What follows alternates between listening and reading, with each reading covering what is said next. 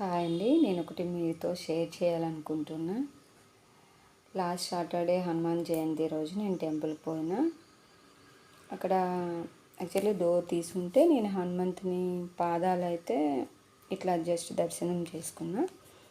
వెంటనే పంతులు గారు చూసి డోర్ తీసుంటే అట్లా టచ్ చేసేస్తావా, అట్లా లేడీస్ టచ్ చేయొచ్చా అని చెప్పి ఫైర్ అయ్యారు. ఓకే, నాకు తెలియదండి, మాది ఆంధ్ర, అక్కడ టచ్ చేసేస్తాం, పెద్ద విగ్రహాలున్న పాదాలు అయితే నమస్కరించుకుంటాం అని చెప్పాను. నీ వల్ల ఇప్పుడు స్వామికి మళ్ళీ నెక్స్ట్ ఇయర్ సేమ్ డేట్ వరకు ఆయనకి ప్రాబ్లం అని ఏదో సంథింగ్ అన్నారు. ఇప్పుడు తప్పు నేనే చేశాను, ఒప్పుకుంటున్నా, అట్లా టచ్ చేయొద్దు.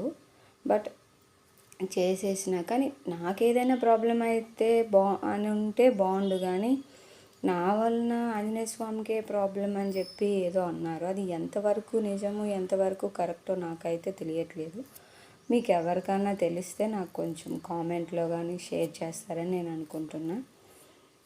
లేదంటే మీకు తెలిసిన వాళ్ళైనా అడిగేసి ఎవరైనా దీని గురించి నాకు కొంచెం ఎక్స్ప్లెనేషన్ ఇస్తే హెల్ప్ చేసిన వాళ్ళు అవుతారు. నేను అది తీసుకోలేకపోతున్నా.